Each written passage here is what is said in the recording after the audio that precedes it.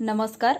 जालना जिल्हा आणि परिसरातील प्रत्येक महत्त्वाच्या घडामोडी, ताज्या बातम्या आणि जनतेच्या प्रश्नांना वाचा फोडणारे जालना जनता सेवा न्यूजमध्ये आपले स्वागत आहे.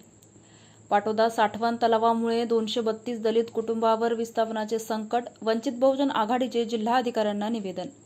आज मिळालेल्या माहितीनुसार मंठा तालुक्यातील लिंबेवडगाव येथील दलित वस्तीत वास्तव्यास असलेल्या 232 कायम रहिवासी कुटुंबावर पाटोदा साठवण तलाव प्रकल्पांमुळे विस्थापनाचे संकट ओढावले असून या कुटुंबांना न्याय मिळावा व गावठाणासाठी पर्यायी जागा उपलब्ध करून द्यावी या मागणीसाठी वंचित बहुजन आघाडीच्या वतीने जिल्हाधिकारी कार्यालयात निवेदन देण्यात आले. निवेदनात नमूद करण्यात आलं आहे की संबंधित कुटुंबाकडे आधार कार्ड, रेशन कार्ड आदी शासकीय कागदपत्रे असून ते अनेक वर्षापासून गावातील दलित वस्तीत वास्तव्यात आहेत.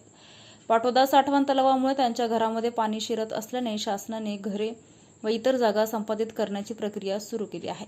मात्र या कुटुंबांना अद्याप पर्यायी जागा किंवा पुनर्वसनाबाबत कोणताही ठोस निर्णय देण्यात आलेला नाही.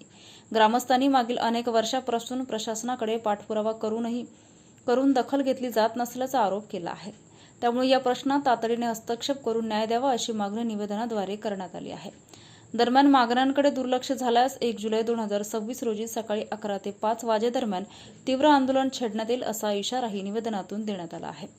वंचित बहुजन आघाडीचे मराठवाडा उपाध्यक्ष दीपक डोके यांच्यासह रमेश भुतेकर, सतीश डोंबे, भागवत होळकर, सिद्धार्थ जाधव, विजय जाधव, दीपक जाधव, श्रीरंग खरात यांच्यासह गावकऱ्यांची मोठ्या संख्येने उपस्थिती होती.